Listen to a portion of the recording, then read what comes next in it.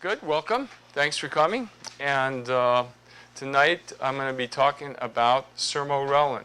So a little show of hands. How many people in here even know what Sermorelin is? I'm just kind of curious. It's brand new out. Okay. So I'll talk a little bit about when it was first developed and why nobody's ever heard of it. And then we'll get into the part that I really like, which is about how we can not only live longer, but live better and have less disease. I think Sermorelin is a real key to that. And that's going to be the basic theme of this message. So, see, it says Sermorelin, the new fountain of youth, question mark. Okay. This is one of my favorite quotes by an author from San Francisco by the name of Theodore Sturgeon. He put this in one of his books about 30 years ago. 90% of everything is crap. I think he's being overly optimistic. But so what I'm hoping to do in this lecture is kind of convince you that this falls in the 10%. That isn't crap. This is some real good stuff. It's real legitimate. It's been around for a long time. It's got some solid science behind it, and it can really make a big difference. Okay, most of you know, because I know most of you, so I know that you know, that anti-aging medicine is for real. It actually does work. But you know, for those of you that haven't heard this, and maybe for the listeners in the TV audience, just let me be clear on what we mean by anti-aging medicine. What happens as we get older is that things don't work so well in the body. From a physiological perspective, physiology meaning how the organs in the body work, they don't work as well. Your heart doesn't work as well. Your kidneys, your liver, etc. don't work as well. And then there's a whole other issue which you could call your biochemistry. A plus B goes to C, your basic biochemistry thing. For a lot of reasons, that doesn't work so well. So your body's ability to regulate itself, because it doesn't have the physiology it had before, and it doesn't have the biochemistry it had before, is diminished. And when it can't regulate itself, it starts breaking down. As you might know, the body breaks itself down and then builds itself back up every 24-hour period. Well, the building itself back up part is the part I'm talking about. It seems like the breaking itself down part works just fine. But the building itself up, called the anabolic part, because of this decrease in our physiology and decrease in our biochemical efficiency, it doesn't work so well. So we don't build up, and over time the body basically breaks down. What we're talking about with anti-aging medicine is not really a fountain of youth. We're not talking about turning back the hands of time in the way that people are on anti-aging programs typically don't look any different 6 months after they're on the program than they do. Well, they will have lost weight, they'll have gained some more muscle, but you know, overall appearance still got wrinkles. Everything still shows up. We still know that you know, you're of age. But the thing that's happened with an anti-aging program is we've made the biochemistry more youthful. Now, how do we know we did that? Because we can measure the biochemistry. And we can see just blatantly it's more like it used to be. A good example of that would be cholesterol. As we all get older, one of the things that happens to the majority of us is the cholesterol starts to steadily go up. That's an example of a biochemical marker. Another biochemical marker would be your insulin levels. Your insulin levels tend to go up. Another one, your blood sugar levels tend to go up as you get older. So these are blood pressure. That's a physiological marker. So we have these markers, and what we'll do is change your biochemistry so it's more youthful. And how do we know it worked? Because we see the markers go down. Your markers become more youthful. So in essence, that's what we do. Anti-aging medicine's for real. We use an individualized program based upon the following 4 therapy interventions, which gives you a more youthful biochemistry and a more youthful physiology. And these are the 4 things that it really comes down to. We've got exercise, which is basically at the top of the heap. If you had to do only one thing to increase the quality and length of your life, you would exercise. Thing number 2 would be diet. And we'll talk a little bit about diet tonight, because as it turns out, diet does influence how Sermorelin works. So we'll talk a little bit about that. But the gist with diet is to eat good, whole, healthy, nutritious foods. Don't overeat. That's a big thing. Almost everybody overeats. It's real easy to overeat. And then watch the quality, the carbohydrate content of your foods. So by exercising regularly and doing those kinds of things with your diet, you can improve and make more youthful your physiology and your biochemistry. The third thing is what we're going to talk about is supplements and hormones. Sermorelin is a hormone. So we'll talk particularly about this. And yes, it's important for everybody to understand. I was talking, to a patient today, and it's so typical. And the question is always, geez, you've got me taking 20 different supplements. How long am I going to have to do this? How long does this go on? This doesn't seem natural. And the truth is, it's not natural. It's completely not natural to be taking 20 different supplements every day. What is natural is to maintain an old physiology and an old biochemistry. What is unnatural is to take an old guy and maintain a youthful biochemistry. So that's not a natural phenomenon. Anti-aging medicine is not a natural phenomenon. It's somewhere we're kind of trying to buck Mother Nature a little bit. And in the process of doing that, you do have to take stuff. So when you were young, in order to slow down the aging process, you didn't have to do any of this. You didn't have to exercise. You really didn't have to watch your diet all that much. You certainly didn't have to take supplements. You definitely didn't have to take hormones. You didn't have to do any of this stuff. But as we get older, if you want to maintain that kind of quality life that we're talking about, you have to do stuff. And one of the things you have to do is take handfuls of stuff. Now, that's different from person to person. I'm not the kind of person that believes in everybody getting a big old bag of stuff and everybody gets the same stuff. What I realize is that some of us are just so genetically blessed, we only need this much stuff. And then the other people on the other side of the bell-shaped curve, they need that much stuff, and the rest of us are kind of in between. So it's a very individualized program. So we want to individualize. When we talk about Sermorelin tonight, I'll talk to you about how we individualize whether you need it, because you might not need it, and if you do need it, what kind of dose you need, and so forth. So we got exercise, we got diet, we got supplements and hormones, and the last is stress management. This is maybe my favorite one, because this is one we all suffer from, including yours truly. There's no way you can get away from this. Maybe if you join a monastery someplace in the high Himalayan mountains and lived that kind of meditated all day long, perhaps you could get your stress levels down. But when I'm talking about stress now, I'm not just talking about the mental and emotional stress that we all get, okay? I'm talking about all the impact, stressful impact on your body, most of which I look at as energetic and physical. So let me kind of break that down a little bit. Stress is basically the too muches and the not enoughs, okay? The too muches being all that stuff we have in our lifestyle that's just too much. We eat too much. We have too much sugar. We have too much coffee. We have too much alcohol. So believe it or not, there are people who exercise too much. So there's too much electromagnetic radiation. Cell phone towers in this area, we used to have 3 or 4 of them 2 years ago. We have now 500 in this area. The amount of electromagnetic radiation is logarithmically escalating. This is stuff we don't see, so you don't stop and think about it. But you're getting bombarded by electromagnetic radiation of all kinds. We've got 24-hour wireless internets.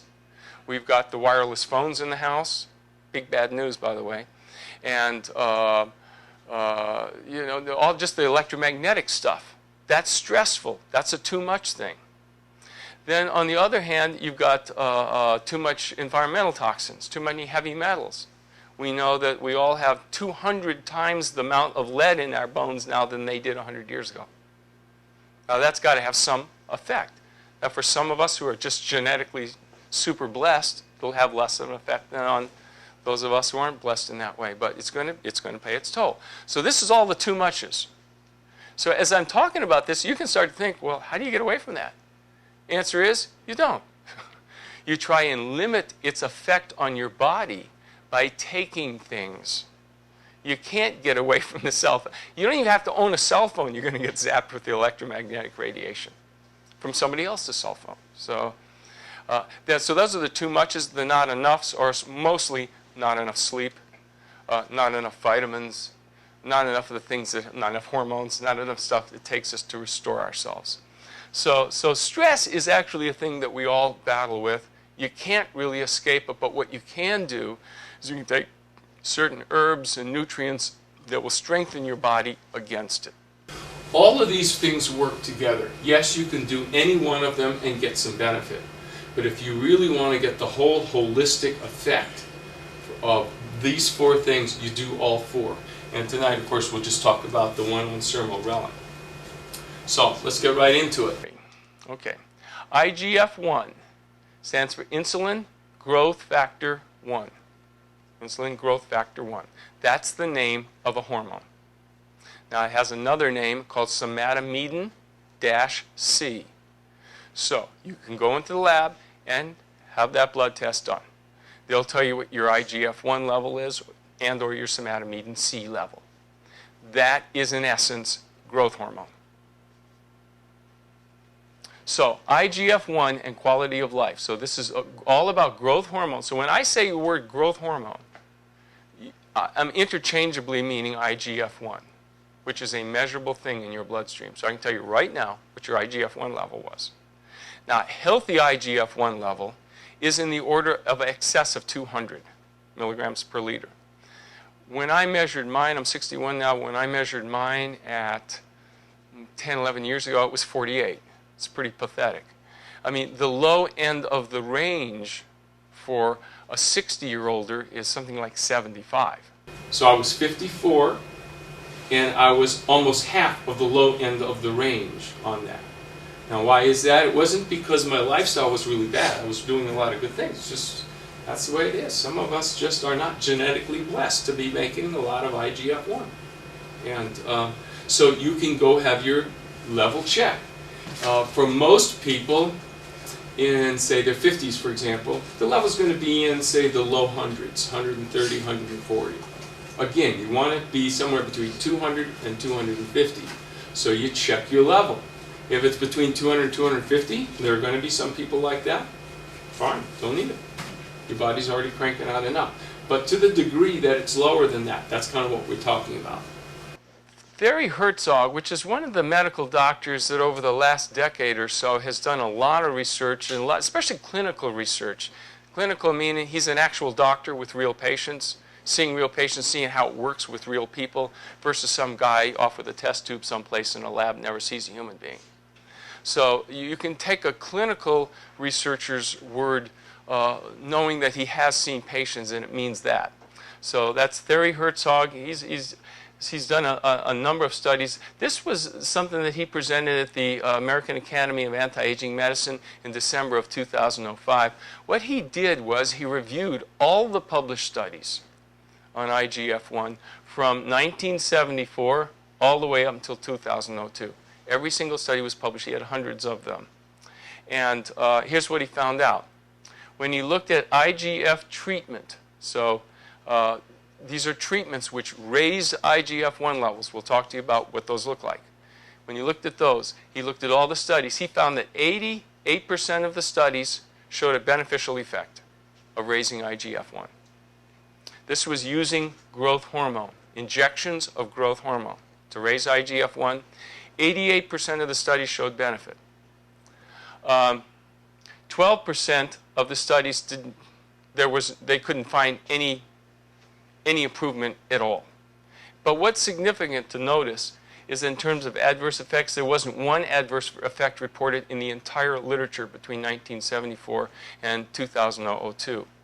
Now, I mention this particularly because medical boards around the country and so-called experts in hormones and such have you know, you hear them on daytime talk radio and daytime talk TV, etc., talking about the dangers of growth hormone. I will talk a little bit about side effects and some of the potential issues of growth hormone. But when it's properly administered, when you properly do what it takes to get your IGF-1 levels up, that's the kind of adverse reactions you can expect, basically zero. Okay, then he looked at, but that's not always enough. You know, doctors, you know, and very discriminating scientists and clinicians, you know, they don't care about just any old study. They want to give me a double-blind, placebo-controlled study. You know, well, this is what science is supposed to be all about. Okay, so he looked at just those double-blind, placebo-controlled studies.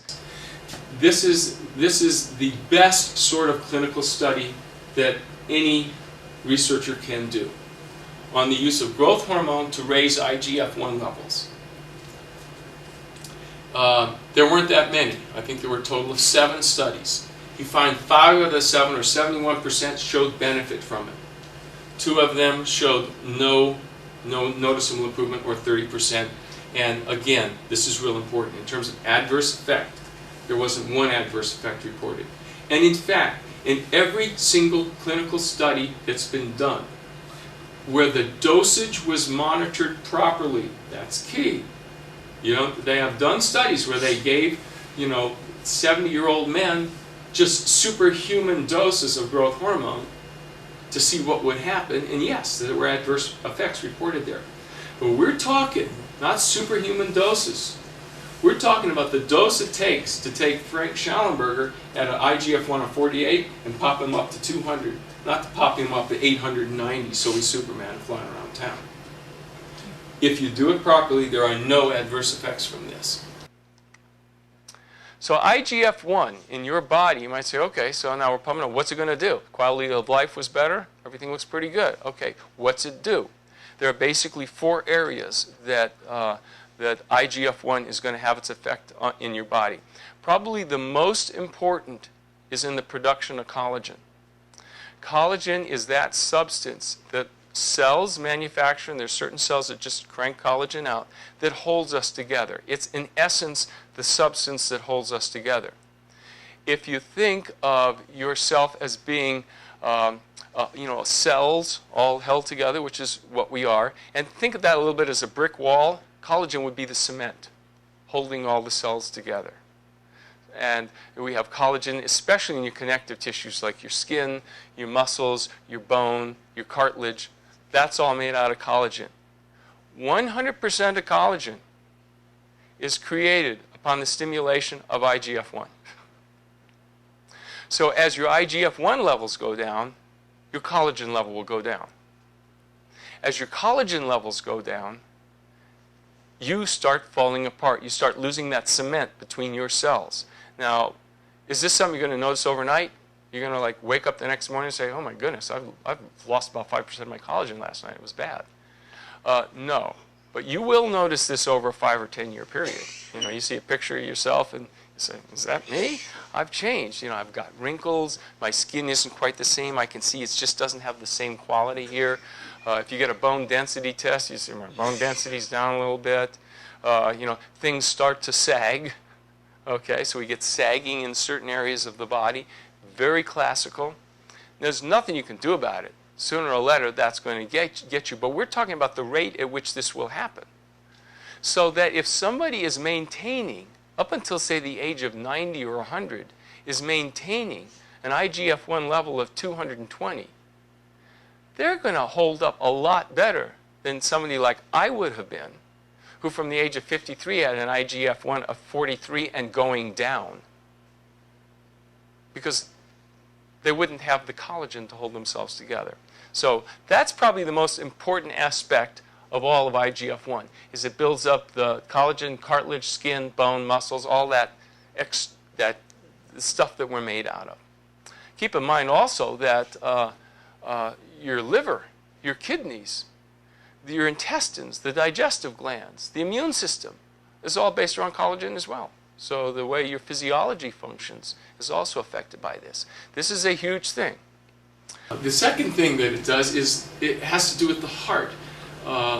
Muscles is one action that IGF-1 has a lot of effect on, and the heart's a muscle. It's very simple. So what's one of the main things that happen to people as they get older, especially as they start hitting that 8th and 9th decade? They go into heart failure. Their heart just won't pump very well. To a large extent, that's completely reversible with IGF-1 and certainly preventable by taking IGF-1. It'll keep your heart strong, as well as it will with the rest of the muscles. So we've got just the general buildup and maintenance of collagen. We've got keeping the heart strong so it doesn't go into heart failure, and it pumps out well. Now, think about that for a second. If your heart's not pumping well, what does the pumping action do? It gets stuff to your cells, right? You know, all that food you eat, all the vitamins and minerals that are in there. How's that stuff going to get to the cells? Heart's going to pump it there. The very oxygen that you need so much for the cells to do anything, how's the oxygen going to get there? Heart's going to pump it there. So the hormones, like Sermorelin, how are they going to get to the cell? Heart's going to pump it there. So even though we think, and doctors tend to think of, you know, heart failure as being a clinical condition where patients can't breathe and they get put in the hospital and we've got to put them on diuretics and such. I want you to start thinking in terms of more subtle issues of heart failure, where the heart's not in gross failure, you're not in the hospital, but oh, by the way, it doesn't pump quite as well as it used to, meaning every single cell in your body is getting affected by that. The third part would be that it increases the metabolism of fat in all the cells of the body.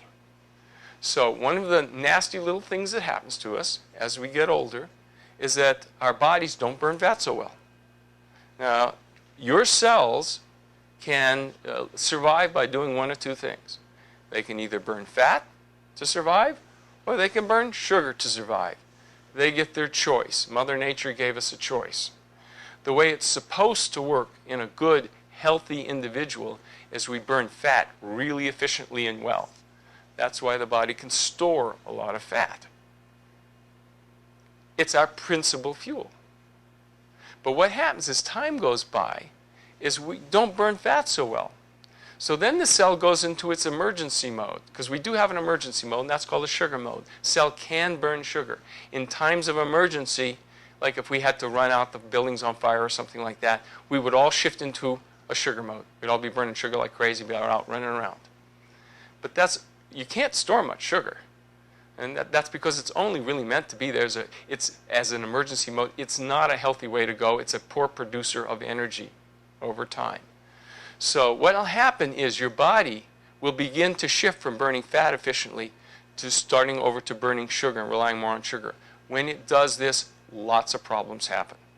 Diabetes develops, all the degenerative diseases develop, and what do you think happens down here? You kind of get fat. So we've all, to one extent or another, battled with this a little bit. Even skinny guys like me, as I've gotten older, I've noticed that had I not been doing all this thing, it's a little bit easier for me to put on weight than it was when I was a younger guy. And so we all notice this. So this whole thing about gaining weight as we get older, that's a significant issue to look at. It means something. It doesn't just mean, oh, geez, I don't like the way I look. It actually means something is off with your fat metabolism. Now, there are numbers of reasons for that, but one of the primary reasons for that is lack of growth hormone, or IGF-1. Because IGF-1 is one of the principal hormones in your body that stimulates fat metabolism. So that's number 3. And finally, with 4, it improves the function of all the other hormones. So we know that there's a lot of hormones. There's sex hormones, there's thyroid hormones, there's growth hormone, there's immune-related hormones. There's numbers of hormones out there. They all kind of work together, although each hormone has its separate role. They all have a mutual interdependence, and to a large extent, they're all very dependent on IGF-1. So, if you're taking, say, the sex hormones, men, that would be testosterone, ladies, that would be estrogens and progesterones. If you're taking that, and your IGF-1 levels are very low, you will find that it doesn't work nearly as well for you as it would have if you get your IGF-1 levels up to standards. So those are the 4 primary effects you can expect. Now, when you don't have IGF-1, you can expect all this to get worse. As your IGF-1 levels get better, you can expect all of that to get better. Here's a quote from the 8th edition of Williams' textbook of endocrinology. Endocrinology is the study of hormones, where he says, the number of differentiated cell functions That means all the stuff that cells do. Regulated by the somatomedins, that's growth hormone, okay? It's IGF-1 is what he's talking about, is large. And the rate of expansion of this number, meaning every year they're finding out it does more stuff, okay, suggests that those peptides, growth hormone, play some yet undefined role that is essential for basically everything that goes on in that cell. Now, it's an awfully powerful statement. In terms of statements about hormones in Williams' textbook, which is considered the textbook on hormones, I don't know that I've seen him be that strong on any hormone as he is on growth hormone. So how do you know if you're starting to get IGF-1 deficient? Well, clearly the easiest way is get a level done, and you can see if you're deficient. But there are some clinical signs, and many of you will begin to have seen some of these signs. So the principle is a shift from fat to glucose metabolism. You're gaining weight, particularly weight around the middle here, and your blood sugar's creeping up. Maybe your fasting blood sugar used to be 80 when you were 30, and now you're 50 and it's 97. You don't have diabetes, but it's gone up by 15%. And then by the time you're 65, it's 102. Still not diabetes, but something's going on. And so that's one of the first signs you can see. As this happens, by the way, you'll see your cholesterol go up. So as you make that shift, cholesterols and triglycerides and all those blood fats tend to go up. Leptin, some of you might have heard about this hormone. Leptin is the hormone that makes you feel sated, so that after you eat a meal, your body makes a lot of leptin. Leptin goes up to your brain and says, oh, you're full, Frank. You shouldn't eat anymore. You don't need to eat anymore. But if your body doesn't make enough leptin, then you got a problem. You got to feel like you got to keep eating. Now, there's a lot of interesting information around leptin, but I did want to point out to you that if your leptin levels are going up, that means it's not working that well. You're getting what they call leptin resistance. And it's not working that well. Why wouldn't it be working that well? One of the reasons is it's a hormone, and it needs IGF-1 to work. So increasing leptin levels. Increased truncal and visceral fat. So this is the kind of fat where it's all in here. You don't get the fat legs, you don't get the fat arms, you don't get the fat face. It's pretty much right in here. Fat chest, fat back, and right around the midsection, the beer belly kind of thing. So it's a special kind of fat. Fat gain is an indicator of IGF-1 deficiency. Of course, if there's anything at all wrong with your heart, if your heart is decompensating, and now how would you know that? Probably your doctor would tell you you had heart failure. So that would be a late sign, wouldn't it? Decreased lean body mass. You're not as strong as you used to be. You look in the mirror and say, I didn't look that way 10 years ago. Growth hormone stimulates muscle. That's why the athletes abuse it, because it stimulates strength. Okay? And a degenerative joint disease. One of the things that every day we're up and we're around, we're doing, especially if you're exercising, you're damaging your joints. What's in your joints? Collagen and cartilage. What repairs collagen and cartilage? Principally, in the whole entire body, IGF-1 is the big one. So my knees aren't so good, my shoulders aren't so good, my back, the discs in my back aren't so good. Think growth hormone. So those are sort of the signs and symptoms you can kind of look for. But what would cause IGF-1 deficiency besides aging? There are a lot of lifestyle factors that can contribute to this. And before we get into immediately how to raise it with Sermorelin, I want you to understand that there are other things that you can do to boost your levels.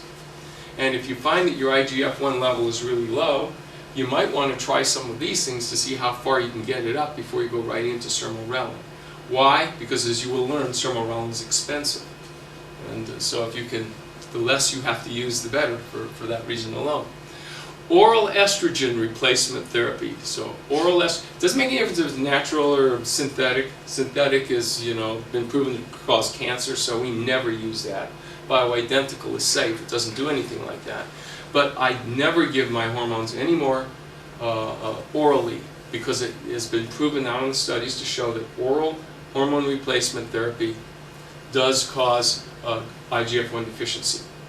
Why? Because as you'll see, IGF-1 is made in the liver. That's where it's made. And those hormones go into the intestine, go straight to the liver, and somehow they confound the liver's ability to make IGF-1. Excessive dietary carbohydrate, because of its effect on the liver. Mostly I'm talking about sugars here, but I'm also talking about the grains and breads and the chips and the cookies, you know, all the stuff. That has been shown because of its effect on the liver to bump down your IGF-1 levels.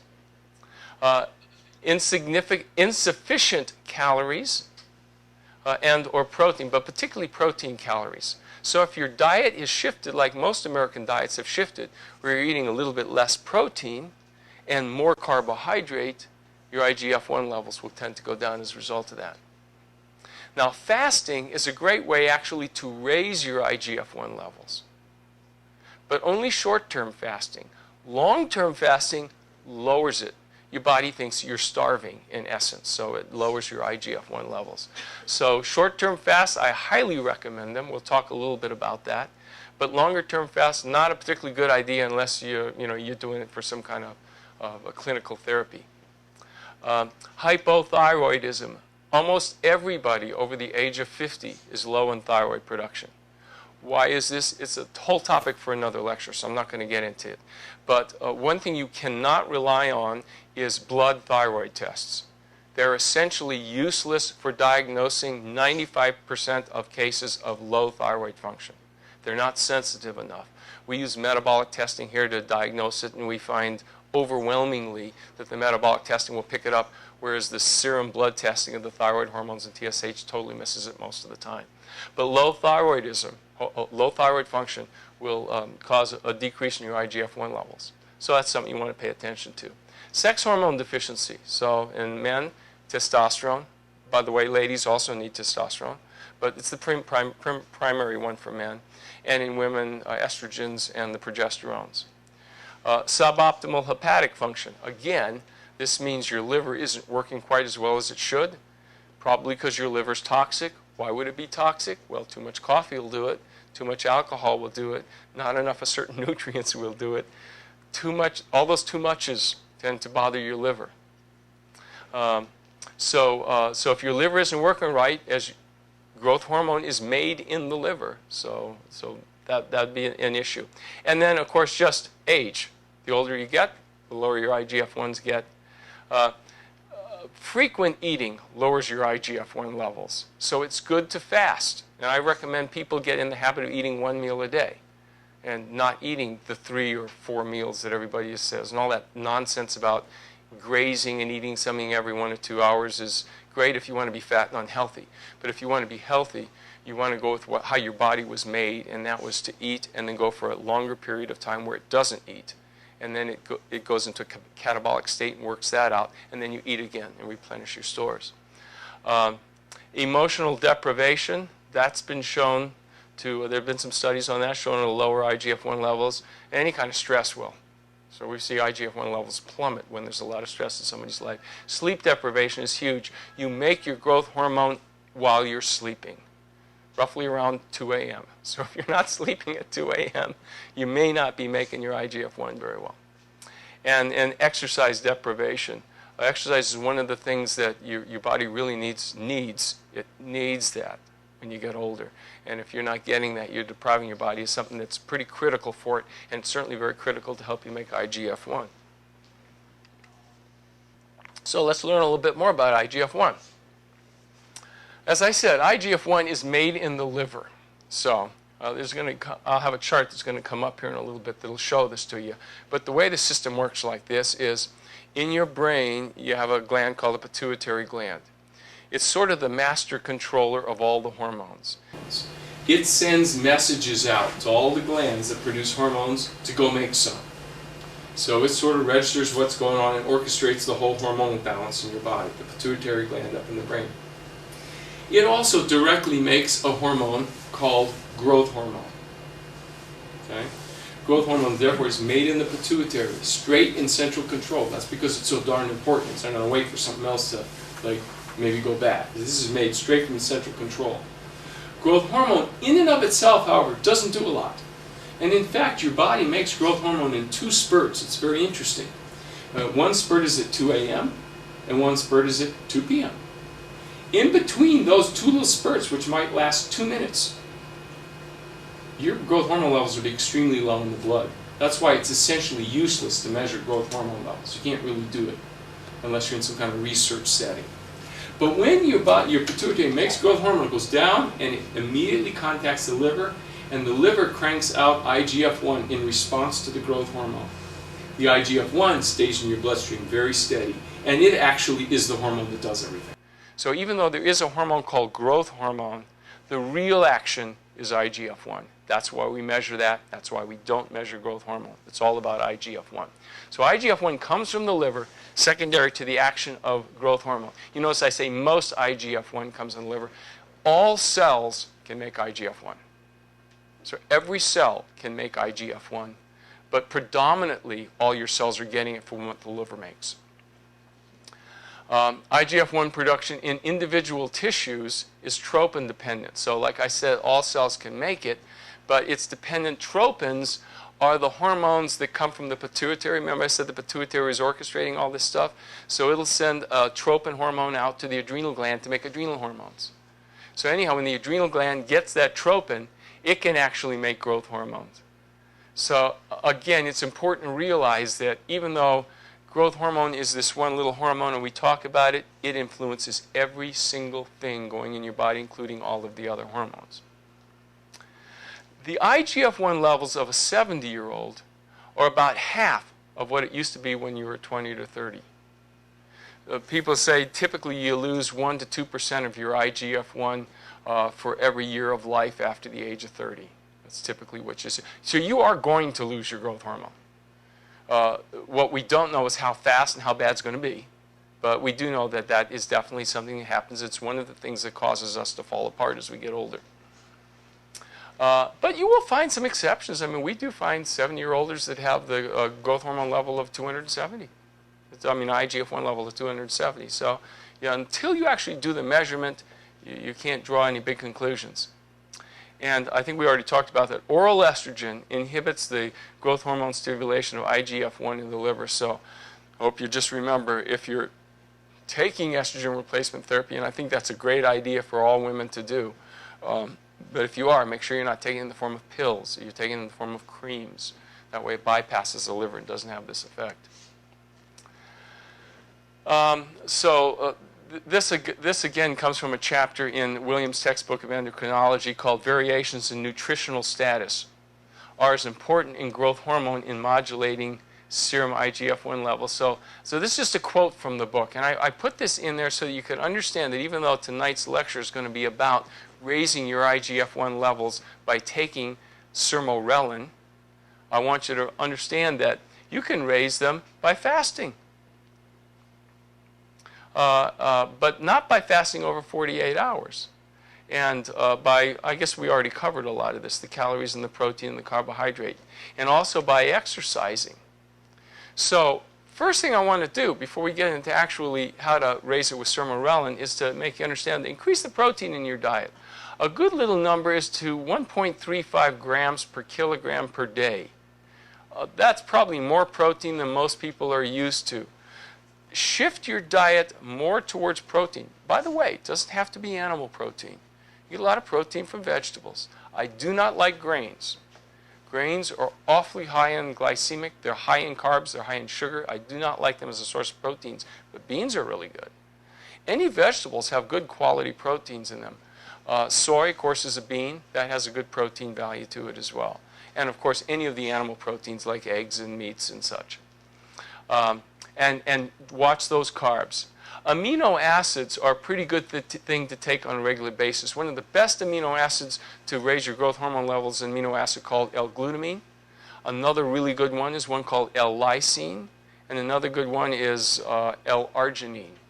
And a lot of the bodybuilders, you can go into the health food store and you can buy these powders that will contain specifically those amino acids to help raise their IGF-1 levels, so they'll get more muscle on their bones.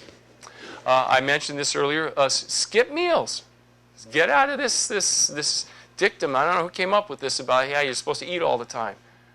That actually isn't true. It's good to skip meals. So try and skip meals. And as I say, I recommend if people can, where are we? If people can, try to eat just one meal a day. That's a good way to go.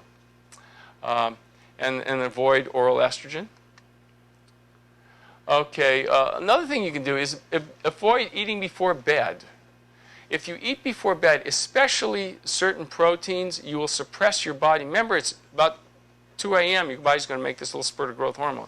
You'll suppress that growth, that spurt of growth hormone, if you eat before you go to bed, except if you eat carbohydrates. Now, that's kind of, you might think, well, that doesn't make sense. You just told me not to eat carbohydrates. But if you eat carbohydrates just before you go to bed, and I'm talking about like half an apple, quarter of an orange, something like that, a little sugar load there. Not a whole lot, but just a little sugar load before you go to bed. It will stimulate the production of insulin, and there's this reaction that occurs where your body actually would make more growth hormone by doing that. If you study this, you'll see that certain bodybuilders, that's what they'll do before they go to bed at night. They'll eat some fruit and then take these special amino acid pills that I just talked about, and they'll try and get a little bang for that buck there. There are certain herbs and various products you can buy over the internet and in health food stores that are purported to raise your IGF-1 levels. People are always asking me, do these things in fact work? I will tell you, mostly they don't.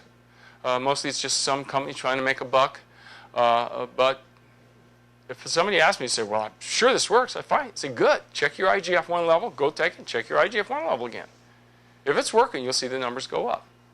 There's a lot of scam products, a lot of them out there on the internet and in health food stores, and people insist they raise growth hormone levels, but when you actually break it down, they have absolutely no evidence at all to show that they raise IGF-1 levels.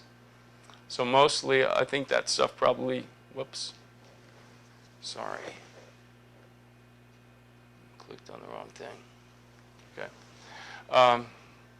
Optimize liver function, get adequate sleep. Those all make sense. Okay, other things you can do is treat all the other hormone deficiencies. So take a look at your thyroid, get your metabolism checked. Do not rely on thyroid hormones. In the old days, before I had metabolic studies to detect thyroid abnormalities, I would give thyroid hormone just based upon clinical presentation, like the old docs used to do it 50 and 100 years ago. Examine my patient, talk to my patient. You can sort of figure out if they're thyroid hormone depleted by that. Give them a little thyroid hormone. DHEA is an adrenal hormone that can be very helpful with IGF-1. Testosterone is the male sex hormone. Estrogen, progesterone, the female hormone. Regular, safe exercise. That just means don't overdo it. You know, don't be a weekend warrior that decides, you know, I'm going to going from being this couch potato to being an Olympic athlete in the next 6 weeks. You know, just take it slowly and gradually increase. Think of exercise as being something that's lifelong. We're in no rush. We've got plenty of time to get in good shape. Okay, now we get into the reason you're here. Okay, Sermorelin. What is it? It's a biologically active analog of growth hormone releasing hormone, GHRH, growth hormone releasing hormone. So what it isn't is it isn't growth hormone. What a biologically active analog means is they make it in a laboratory. That's where they're making it. They're making it so that it looks identical to this molecule, GHRH, growth hormone releasing hormone. So remember I told you your pituitary makes growth hormone? Well, it doesn't do this on its own. Actually, the pituitary doesn't do anything on its own. It receives orders from the top of your brain called the hypothalamus, which is going to register. What the hypothalamus does is it registers what's going on in the whole body. It's like a thermostat. It's checking everything out. And it says, oh, look, he's hot, so we need to cool him down. Oh, he's too cold, we need to heat him up. Oh, look, he needs more catabolic activity. Oh, no, he needs less catabolic activity. So the brain, the hypothalamus part of your brain is registering everything that's going on. And then it makes a decision and it thinks to itself, you know what? He needs some growth hormone right now. Let's get him some IGF-1. So it sends a message down to the pituitary, and that's when the pituitary starts rolling. The message the hypothalamus sends is growth hormone releasing hormone. So when the top part of your brain understands that your body needs some IGF-1, say it needs some collagen, the brain figures that out, it's going to release this hormone, Sermorelin. It's going to release that hormone. That hormone then is going to go down into your pituitary and stimulate your pituitary to make growth hormone. So when you take growth hormone, you're taking this. You're bypassing the whole pituitary. You're just taking this, injecting this into your body. Growth hormone then, once it's injected into your body, goes to your liver, makes IGF-1. The IGF-1 goes back to the brain and cuts down the production of growth hormone. So think of this. When you take growth hormone injections, and I'm going to go over this again, but when you take growth hormone injections, what are you actually telling the pituitary to do? To stop working. You're teaching the pituitary, you know what? You're not making me enough growth hormone, so I'm going to take this growth hormone, and that's going to teach you to make even less. You might think, well, that doesn't sound like a very good idea. And it's not really. It's not a good idea. But it's the best we had until Sermorelin came out. It was the way we did business. So we would give growth hormone and raise the IGF-1 levels. We get all the beautiful benefits from IGF-1 levels. But a nasty little thing would happen. And that is, number one, we lost the entire feedback mechanism. Because this whole thing was circumvented. The thing between the hypothalamus, growth hormone releasing hormone, remember that Sermorelin, and the pituitary, that was all circumvented and just passed up by going straight to this. So we actually worsened things. And you could get side effects from growth hormone if you weren't careful with the dose. The cool thing about giving Sermorelin, just going right in here, is you maintain the entire axis. Nothing gets fouled up. Not only that, you not only don't negatively feed back to the pituitary, you actually improve the pituitary axis because you're stimulating it. I'll discuss this again in a sec to try to make this clear to yourself. So when you take Sermorelin, you see, you don't have to worry about the dose. It's self-regulating. We used to have to really pay pretty careful attention to lots of blood tests and stuff like that when taking growth hormone. And we would also notice, by the way, that if this is the amount of growth hormone you needed, after about 1.5 years of growth hormone, you need a little bit more. After about more of that, you need a little bit more. Why? Because what's happening is the negative feedback is causing your body to make less and less. And it's worsening the whole reason you start taking it in the first place. So you can imagine knowing this, and I've known this as all the anti-aging researchers have known this for many years. You can realize how disappointing it was to have to give myself and to give my patients growth hormone, knowing that Sermorelin had been produced and patented in 1992. So we'll talk a little bit about why it just came out last January. But that's clearly the way to go. So does that make sense to everybody a little bit? Okay, by coming in here, you're stimulating the pituitary to do this whole axis. The whole feedback loop is complete. But by coming in here with growth hormone, you bypass this, and this becomes quiescent and actually gets a little bit worse over time. This is what happens when you take Sermorelin. Again, when you take growth hormone, because you're bypassing and actually creating a suppressive effect, you typically over time need to bump up the dose. And any of you guys have been on growth hormone have probably seen this. One dose is just fine for a while, and your IGF-1 levels are maintaining real nice. And then next year you come in, we check your IGF-1 levels, and they're kind of down. You don't really know why, but you got to bump up the dose again. You keep on doing that. And of course, the more you take, the more expensive it gets. And so we've seen that. But look what happens with Sermorelin. If you look at the IGF-1s, remember now we want to go up to around the low 200s. That's what we're looking at. So let's look at this patient here. He's a 50-year-old patient. His IGF-1 level is 134. And we give him Sermorelin. Sure enough, it bounces up to 195. But the interesting thing is that when you, I don't have the graphs here, but when you look at this over time, you'll see that the next month, he's up to 205. The month after that, he's up to 230. The month after, of course, he'll level out at some point, but it steadily goes up. Why? Because we're not suppressing the pituitary like we were with growth hormone. We're actually making it work better. So it's starting to crank out stuff on its own now. This is a much better therapy than giving growth hormone. Here's a 52-year-old patient, 126, went all the way up to 220. That's pretty amazing with Sermorelin. And each month it'll keep going up. So when you take this, what you want to do is for the first 3, 4, 5 months, you just check your IGF-1 level every month, because what you're going to see is it's going to go up, it's going to go up, it's going to go up, and then it's going to tail off, and then that's where you're going to end up. It doesn't get any better than that. And that's the number we're going to treat for. So if if you're this guy, 56-year-old person, there's probably a woman. Women don't respond as well to it. You tend to need to give them higher doses. 113, a little bit later, it's only 126. Didn't get much of a rise.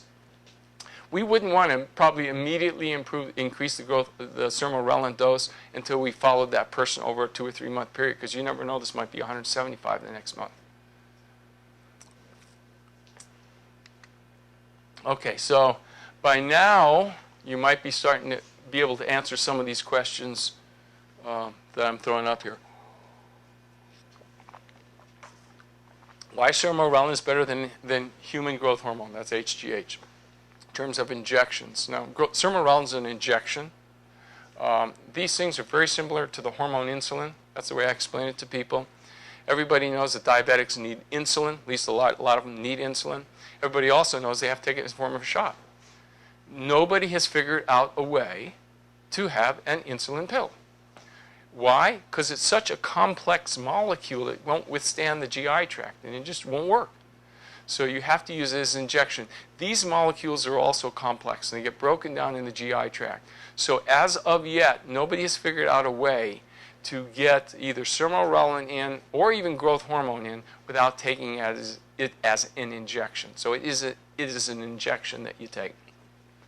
So why is Sermorelin better than taking growth hormone? Because it has none of the potential side effects of growth hormone. We see 0 side effects with Sermorelin at any dose. It's self-regulating. You give too much Sermorelin to somebody, all you're doing is wasting their money. You're not going to hurt them. This is not true with growth hormone. Too much growth hormone, you can give carpal tunnel syndrome, you can give arthritis, you can cause diabetes with too much growth hormone. That's only with too much. I want to scare you. If you're already on growth hormone, don't be scared. That's if you take too much. But with Sermorelin, it's very safe. It's a built-in safety factor with it. Secondly, by stimulating the pituitary, Sermorelin preserves the growth hormone regulating axis. So we kind of covered that. It's all that axis, you tend to lose that as you get older. Growth hormone makes you lose it faster. Sermorelin actually improves it, makes it more youthful. This is good. Because remember, it's this growth hormone, the pituitary growth hormone regulating axis that regulates all the other hormones in the body. So you want it to be better. Thirdly, by stimulating the pituitary, Sermorelin also blocks the cascade of pituitary failure that occurs during aging. Like I said, as you get older, everything goes to pot, right? And one of the things that goes to pot is your pituitary. So it's going down. But by taking Sermorelin, you're going to slow that rate of pituitary failure. With growth hormone, you accelerate the rate. And lastly, Sermorelin, unlike growth hormone, has a direct effect on the brain to promote slow-wave sleep. So growth hormone itself won't promote sleep, but Sermorelin, by inducing the pituitary to make growth hormone, promotes sleep. One of the things that most people have problems with as they get older is getting some good quality restorative sleep.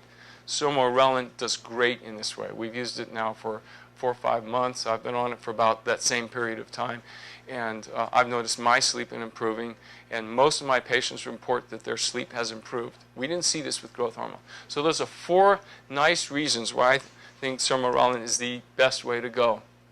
Now, taking Sermorelin, okay, it's the same. We use the same needle that diabetics use. It's a little tiny needle. Don't let the shot itself, shouldn't scare anybody. Essentially, there's only one downside to either growth hormone or Sermorelin, and that's its cost. It's expensive. Shy of that, in terms of Sermorelin at least, that is one negative thing I could say about it. There's a list this long about positive things. But the one negative thing is that it's kind of expensive. For a man to take it full-time, you're looking at $225 in that order. Now, that's about, because, you know, some men are going to need more, some men are going to need less. And for women, women typically need more to get the same raise in IGF-1 levels. So a lady will have to spend in the order of $250 a month.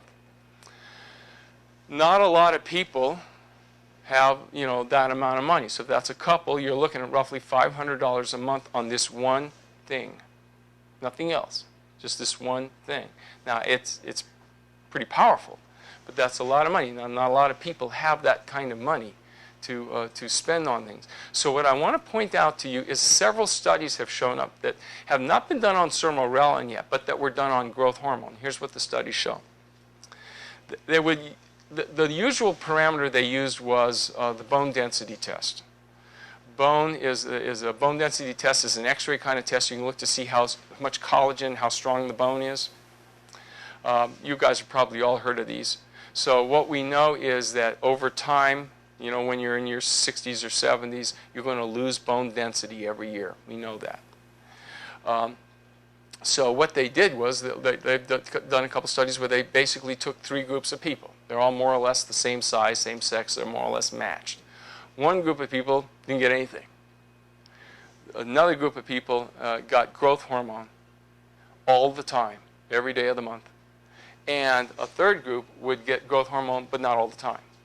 Sometimes they would do it every other day. Sometimes they would do it 1 month on, 1 month off. Sometimes they would do it 1 week out of the month, depending on the study protocol. Here's what they observed. And then they would do a bone density test before and then after 1 or 2 years of therapy. What they found was, in every study so far, that the people who didn't take any growth hormone, their bone densities went down as predicted. Good bet on that.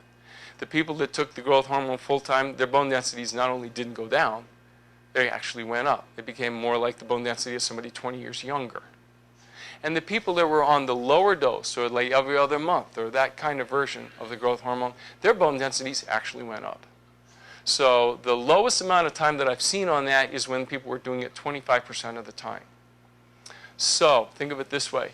If you know, somebody can't spend $250 a month, they can take 20% of that would be $50 a month. So just take it 1 week out of every 5 weeks. You'll still get benefit. You're still helping a little bit. So it's just something to think about.